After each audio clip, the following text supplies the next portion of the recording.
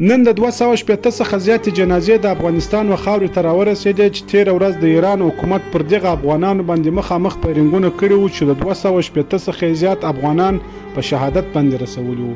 دوستانو دا هغه افغانانو چې د دې خوا په دا امید باندې تللي وو چې موږ به هلته ځو خپل محنت مزدوري به کوو، خواري به کاږو، د کور د بچیانو دپاره به یې ورځ روزي ګټو، کور ته به یې رالیږو. دغه رقم په زرګونو زموږ افغانان چې د کچاپګرانو په نامو باندې خلکو وړي دي، موږ او تاسو لیدلي دي. هغه ویډیو زموږ سره شته چې موږ تاسو سره پر سکرین باندې نشو شیرولی.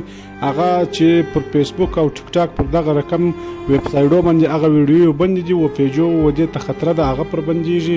موږ به هغه ویډیو هم ستاسو سره نشر کړی وی، خو تاسو به خامخا پر سوشل میډیا باندې لیدلی وي چې زموږ پښتانه ورونه په زرو تعداد باندې یار کچاپګران ظلم پر کوي چې هغه ونیسي، د چا څه لاسونه پرې کړي وي، څوک څه په وکړي څوک څه په وکړي، وایي موږ ته د کورنۍ څخه پیسې راوغواړه.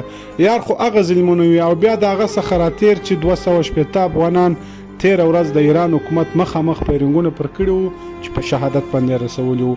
دغه رقم ډېر پښتانه پر دغه لاره باندې په ډېر رنګارنګ شکلو باندې په شهادت باندې ورسېږي. خو زموږ د سوشل میډیا، زموږ د پښتنو مشران، زموږ حکومتونه پر دغه باندې خاموشه دي. و دې ته یو دفعه ټکی نه ږدي چې دغه کم خلک چې په کچاپګري باندې ځي یا په غیر قانوني لاره باندې پر کومو لارو باندې ځي، نه د هغه حکومتو سره دا خبره کوي، نه دغه مسلمانانو ته یو دومره ترتیب ور برابروي چې دا در هغه ځای پورې په سمه محفوظه طریقه باندې ولاړ سي.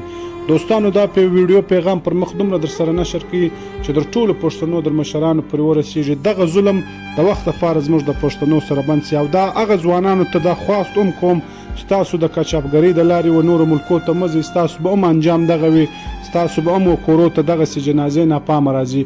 ټول پښتنو ورونو ته دا خواست کوم چې د کچاپګرۍ پر لاره باندې مه ځئ. په هغه کې هر وخت دغه رقم ستونزې و پښتنو ته رامنځته سوي، مخامخ پیرنګونه وي، کچاپګران ظلم پر کوي، داسې ډېرې واقعې. او د پښتنو د ټولو مشرانو څخه مې دا خواست دی چې د دغه 280 افغانانو په باره کې اواز پورته کړي، د دغه د کورنیانو سره مرسته وکړي. دغه هم یو مسلمانانو او پښتانه و په دا نیت وتلي و چې موږ به کور ته د روزګار دپاره یو کورنیانو ته به د رزق د روزۍ زمینه برابره کړو، یو خرچه به ورته راستو. ویډیو پیغام پر مخ در سره نشر کړئ او د معلومات دپاره زموږ سنګري نیوز در سره فالو کړئ.